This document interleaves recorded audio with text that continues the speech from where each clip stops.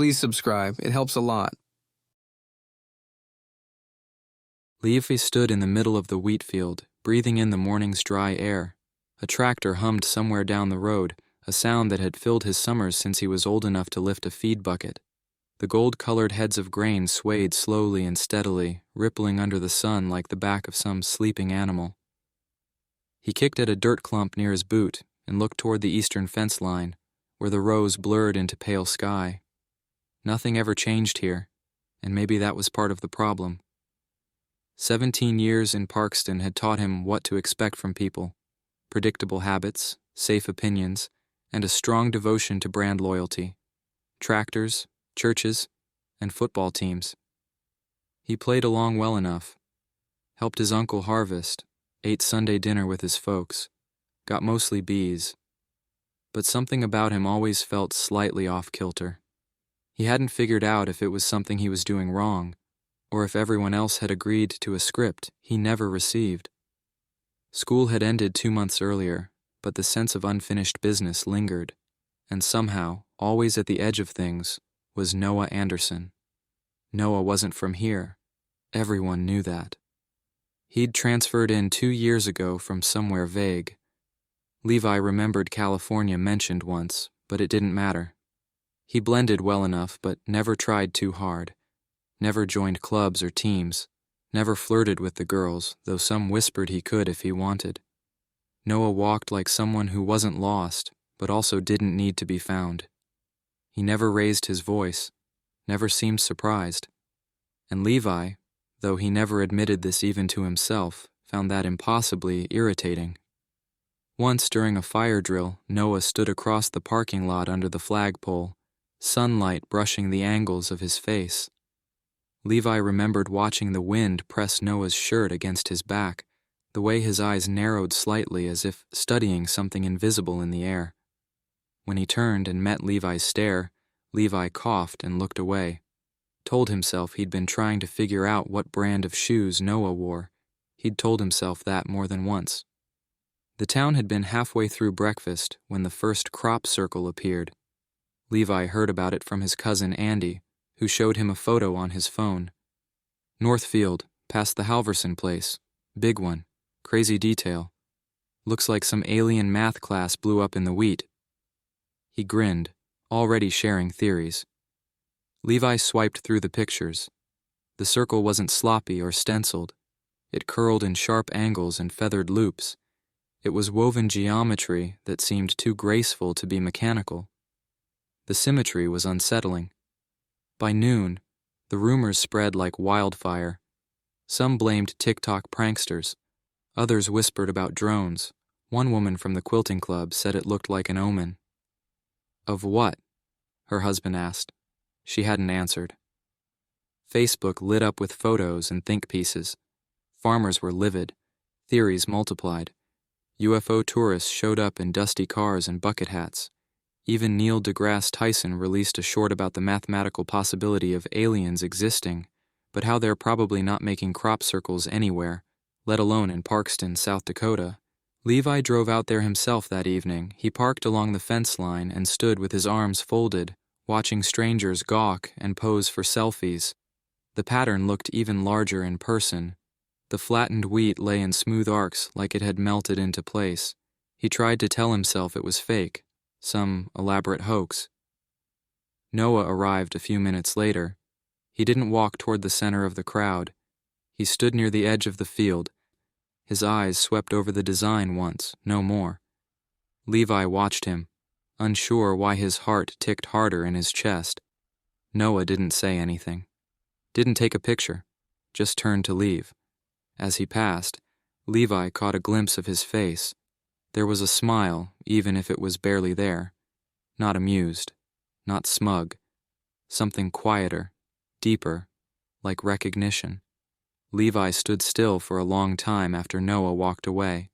He told himself it didn't mean anything. Levi watched Noah enter a small store on Main Street and decided to wait and see what happened. Noah walked out alone, same as always. Loose shirt, pale gray, hair combed, but not like he cared. Levi fell into step beside him without thinking it through. No gas masks or tinfoil hats today? Levi asked, glancing sideways. Noah raised one brow. Should I be worried? You're the one walking through fields like they're museums. People might get ideas. A pause stretched between them. I like the quiet, Noah said eventually. Levi didn't respond. He kicked a pebble down the sidewalk and squinted into the distance. You see the crop circle up north? Noah nodded. Hard to miss. You think it's fake? Another pause. I think it's beautiful, Noah said, tone even. Most things worth noticing are. Levi stopped walking. That's not an answer. Noah turned, his face unreadable. You asked what I think. I told you. There it was again, that smile. Faint, inward, like he knew something Levi didn't. Not smug exactly, but confident in a way that felt unfair. Levi opened his mouth to push further, then closed it. He watched Noah continue down the sidewalk, his figure shrinking against the wheat beyond the edge of town. A week later, another circle appeared, this time on the south side near the Lehman's place. Bigger, sharper lines. The pattern looked almost architectural. Some people thought it resembled a clock or a compass. Others swore it looked like a message. One man claimed he had a nosebleed just standing near the center. The town's reaction went nuclear. Farmers called the sheriff. News vans rolled in from Bismarck.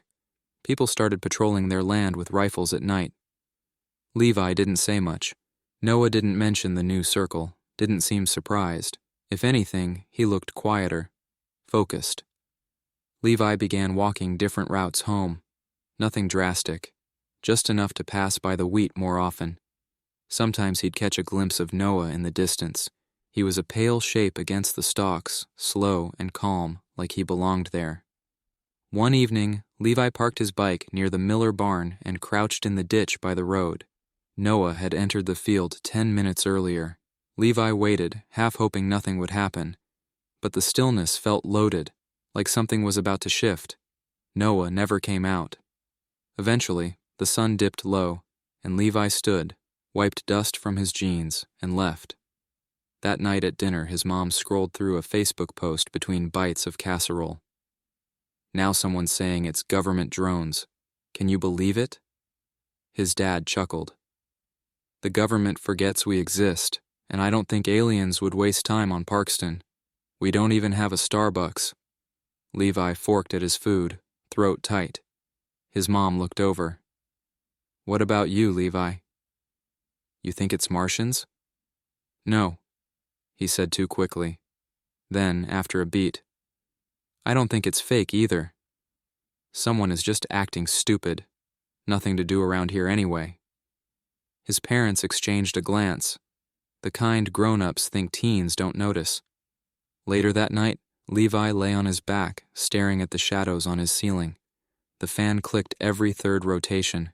His window was cracked open, and the wheat hissed softly outside like it carried secrets.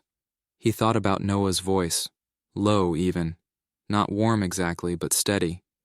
He imagined standing close to him, close enough to notice the smell of his skin, the curve of his neck, the shape of his breath. He rolled over, face hot, scolded himself. It didn't mean anything. Levi's notebooks used to be filled with machinery diagrams and half-finished jokes from the back row of history class. Now they were lined with circles, layered, spiraling, precise. At first, he'd told himself it was about the mystery, about understanding how someone could pull it off in the dark without leaving a single broken stalk. But the drawings kept changing. He wasn't copying anymore. He was reinterpreting, rebalancing, shifting the angles like someone trying to speak in a language they'd only half remembered. And then, tucked between the spirals and arcs, there were faces. Or one face, narrow nose, strong chin, a jaw that always seemed tense like he was biting words back. Eyes he couldn't quite get right, no matter how many times he started over. Levi flipped through a few pages in the back corner of the school library and felt his stomach twist. He closed the book too hard. The snap echoed. A girl looked up from 2 tables over. He left without checking out any of the titles he'd pretended to browse. 2 days later, another circle appeared. South edge of town, closer than the others. This one wasn't round at all, it was geometric, a spider web of angles and mirrored branches that overlapped without touching. It looked like it had been planned years in advance. People gathered, but quieter this time. No one smiled. Even the skeptics seemed unnerved. Levi stood at the edge of the field, wind brushing through his shirt. The design looked like something ancient, like it meant something. He didn't have proof, not really, but his body believed Noah was connected to it, even if his brain wouldn't catch up. He'd only seen Noah's parents once or twice, always from a distance. But later that afternoon, he spotted them at the grocery store. The whole family, Noah, his parents, and a girl a little younger who must have been his sister, stood near the produce section. They moved together, not in sync, but in harmony. Each reached for something different without speaking. When they turned, their expressions matched, neutral, soft, almost apologetic, like they knew everyone was watching. Levi ducked behind a stack of oranges, heart thudding for reasons he didn't want to name. It wasn't just how calm they looked. It was how they didn't seem placed. Most families looked out of rhythm at the store, bickering, sighing, checking phones. The Andersons looked like they'd been arranged, well-practiced, well-rehearsed. The next night he followed Noah. He waited until Noah passed the old water tower and slipped into the field near the irrigation canal. Levi kept low, crouching behind the edge of a thistle patch. Crickets chirped. A barn owl shrieked once, far off. Noah moved slowly, deliberately, as if every step mattered. He didn't do anything at first. He stood in the center of the wheat, hands loose at his sides. The stalks around him swayed with the breeze. He didn't move. He didn't make a sound. He didn't carry any tools, no flashlight, no phone. He stood still so long, Levi's legs started to cramp. He shifted, knocked a pebble loose. Noah didn't react. Eventually, Levi gave up and crawled backward out of sight, shoes damp with dew, heart pulled tight by frustration he couldn't name. That night, sleep didn't come easy. When it did, it came in pieces. Blurry flashes of light cutting across golden fields. Noah stood at the center of everything, eyes closed, arms raised. Symbols moved through the wheat like waves, bending before they touched him. One of them pulsed in the same shape as the sketch Levi had drawn weeks ago, a pattern he didn't know he remembered. In the dream, Noah turned toward him, face lit from below, and reached out a hand. Levi didn't move. He only watched. The night smelled like warm soil and static. Levi moved through the field with careful steps, the wheat brushing against his jeans as if evaluating his presence. The air was thicker than usual, charged with something he couldn't name. He found cover behind the rusted combine parked near the fence line, half swallowed by weeds. The machine hadn't run in years. Its shell held the scent of old oil and dust. Ahead, Noah stood alone in the open, framed by moonlight. He didn't move for a long time. The field bent around him slightly, like it had recognized him. Then, slowly, Noah lifted his arms. The first light came as a shimmer, barely there. A strand of pale gold flickered across the wheat. Then another. They crisscrossed in the air like threads being pulled through water. No sound, no tools, only motion and glow. The stalks beneath Noah bowed in wide, clean curves, aligning themselves into form. Levi's throat tightened. It wasn't fake. It wasn't science fair trickery or drone mapping or rope and board hoaxes. The patterns were too fluid, too alive. The wheat moved like it wanted to, as if the air had agreed to be part of something larger. He leaned forward without thinking, his foot pressed into a dry stick. Snap. Noah's head turned. The light dimmed but didn't vanish. Noah stepped back, cautious but not afraid. Levi rose from behind the combine. "What are you?" His voice cracked in the middle. The question landed sharper than he meant it to. He felt exposed, not only because he'd been caught, but because some part of him already knew the answer. Noah didn't run. He lowered his arms, light trailing from his fingers like quiet embers, and said, "Please don't go." The glow faded. The wheat settled. Levi walked forward, legs stiff with adrenaline. The heat pulsed in his ears. "You're not human." Noah's shoulders dipped. "Not exactly." Levi stopped a few feet away. He could smell crushed grain and something faintly electric, like the air before a storm. "My family came here 7 years ago," Noah said. "Our ship broke down before entering the atmosphere. We weren't supposed to land. Where were you supposed to go?" Noah gave a soft, humorless laugh. "Anywhere else." They stood in the silence of the field. The moon floated above them like it had always known. "We pass because we're close," Noah said. "Genetically, biologically. There's a theory. Some on our world believe your species splintered off millennia ago. Taken or lost, no one agrees." "You look," Levi swallowed, "you look like me. I'm not pretending to." "And the crop circles?" Levi asked. Noah glanced toward the shape that glowed faintly beneath their feet. "Not signals, not messages. They don't mean anything to anyone but me. I thought they might help. I thought, if I made something beautiful, maybe I'd feel real again. I used to hope that it would call our people, and they'd take us home. But I had to grow up eventually." Levi said nothing. His hands shook and he clenched them into fists. He wanted to run, he wanted to scream. But more than anything, he wanted to stay. Noah wasn't dangerous. He was the most grounded person Levi had ever met, even if he came from stars Levi couldn't name. And somewhere beneath the fear, beneath the confusion, Levi felt something else pressing against his ribs. Recognition. Noah looked down. "You're scared." "Of course I'm scared," Levi said. "But you didn't leave." Levi didn't answer. He looked at the lines in the wheat, at the perfect symmetry that now made his notebooks feel like pale imitations. He looked at the place where Noah's fingers had danced in the air. Noah raised his eyes again.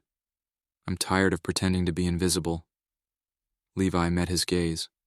"Then stop," he said. His voice came out quiet, honest. The wind picked up, bending the wheat in slow, reaching arcs.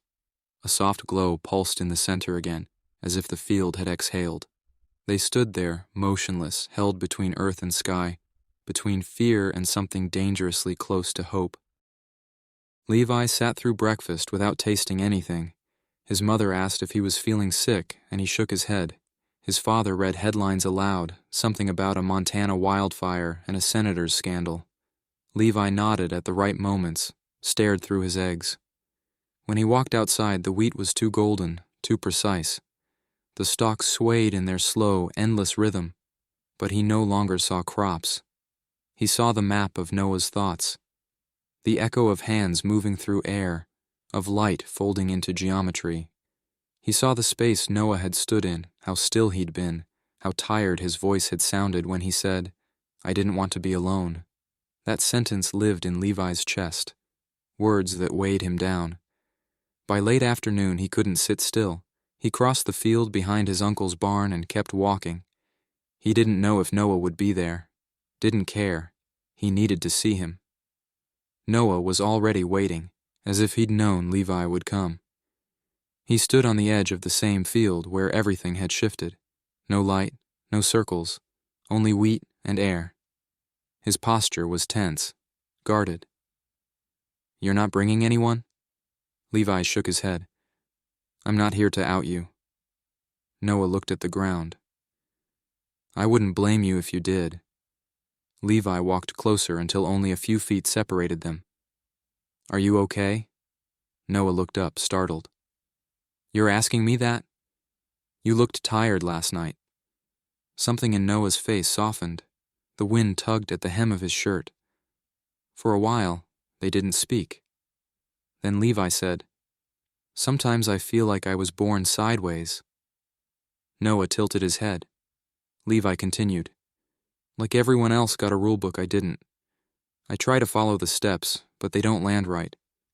I smile when I should, answer when I'm supposed to, but inside I'm 2 beats off, like there's a rhythm I can't hear. Noah nodded slowly. Me too, just farther. Levi studied the lines near Noah's eyes. There weren't many, but they deepened when he looked tired, like last night, or now. It's hard being seen, Noah said. Even harder being seen wrong. Levi didn't answer right away. He stepped closer until their arms nearly touched. Then, deliberately, he reached out and touched Noah's hand. He thought Noah might flinch. He didn't. Their fingers met, tentative at first, then steadier. Levi didn't pull back. The wheat around them shifted, not the way wind moved it, but differently. A soft pulse, a wave that rolled from the base of the stalks outward, forming a loose ripple that disappeared as fast as it appeared, not dramatic, not bright, something natural. Noah stared at their hands. You're not scared? I'm not sure what I am, Levi said, but not scared. He didn't say the other things out loud, not yet.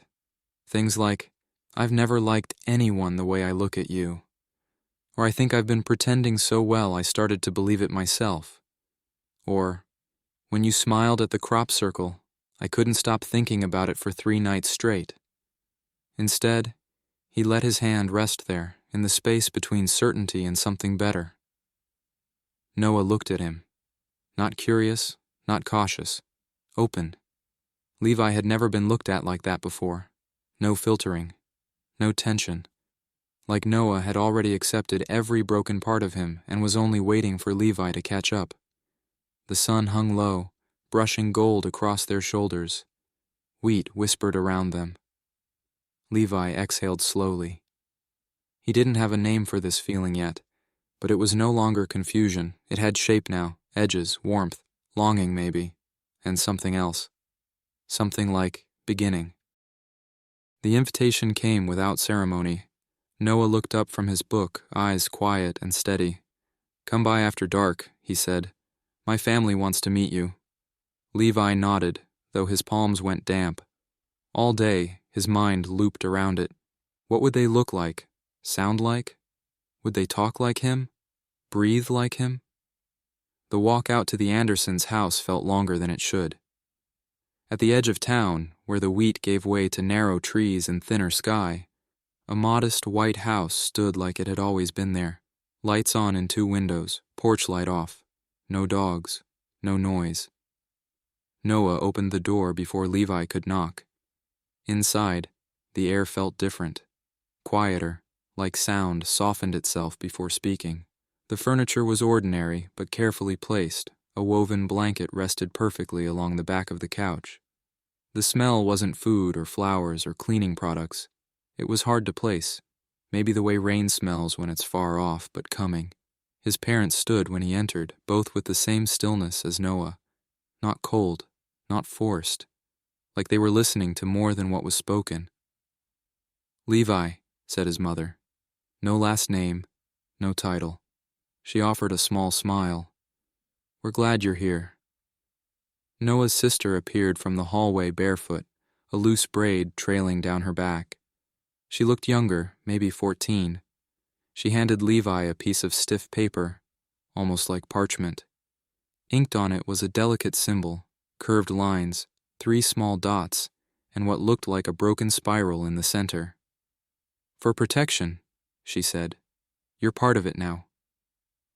Levi stared at the paper. The shape was simple, but it pulled at something.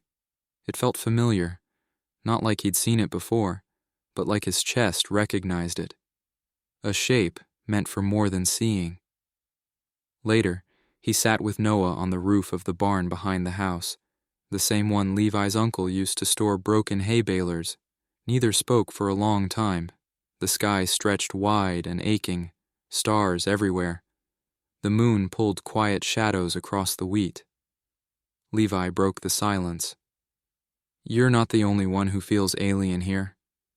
Noah's voice was soft, almost wind. That's why I wanted you to see. The field below stirred as though it heard them. Levi blinked. The wheat, still swaying in natural rhythm, began to lean, slightly, subtly, until the stalks formed something too symmetrical to be chance. Two mirrored arcs, not full circles, each shape bending inward, the tips nearly touching. Levi leaned forward, elbows on his knees, heartbeat rising again. "Is that you?" he asked. Noah nodded once. "Sort of. Me in the wind." Levi glanced at him. "You're serious?" Noah didn't laugh. "The wind listens. More than people."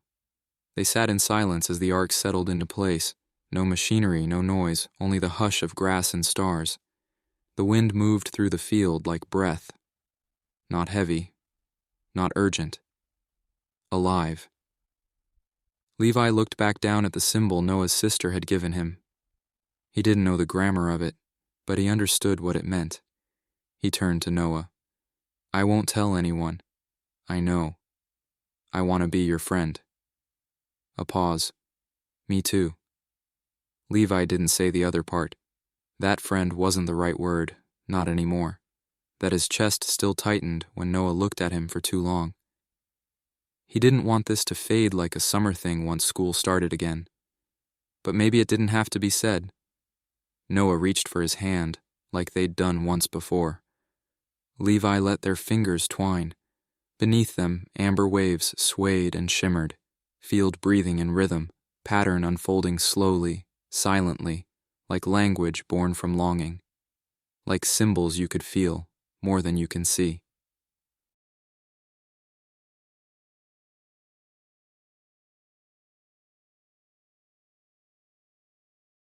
Please make sure you are subscribed and be one of the strange.